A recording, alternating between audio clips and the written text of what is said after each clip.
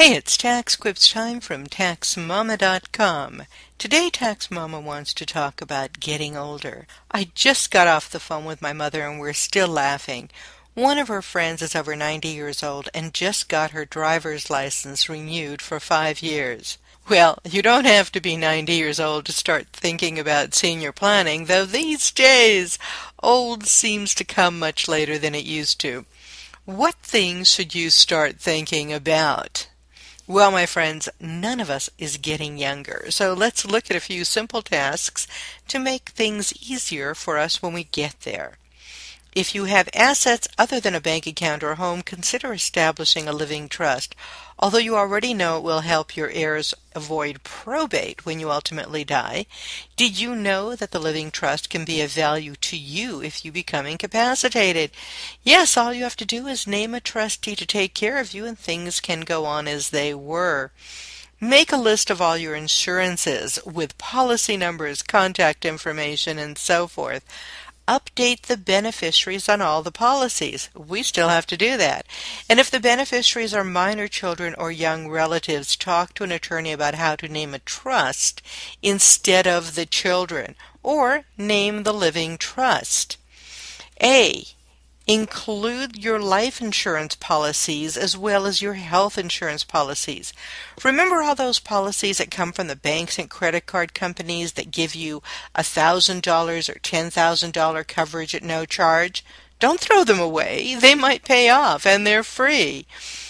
Find those policies that pay you only if you're hospitalized, disabled, or in an accident.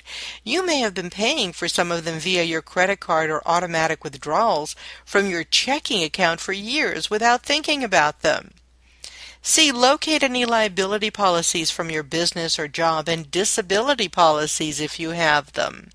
3. Make a list of all your assets and where they're located. The safe deposit box, building addresses, brokerages, and if keys are needed, provide copies or identify who has the keys and where they are.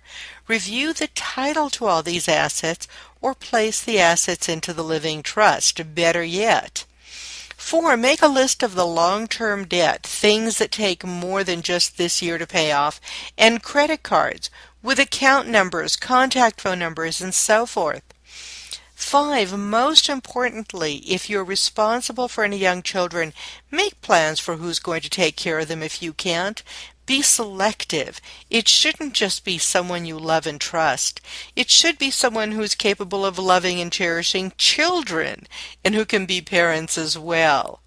One last thing, if you haven't already done this, start making plans for your stream of income during retirement. If you know that you won't be able to live on Social Security, don't you think it's time to learn to do something that will earn you a living even if you're not hale and hearty? Forget about saving and investing. If you haven't started yet, do you really think you're capable of saving and investing now? Instead, learn a skill that will be in demand 5 or 10 years from now and maybe longer. Do all these things and you're going to be fine as you get older. And remember, you can find answers to all kinds of questions about staying young and other tax issues free. Where else? At TaxMama.com.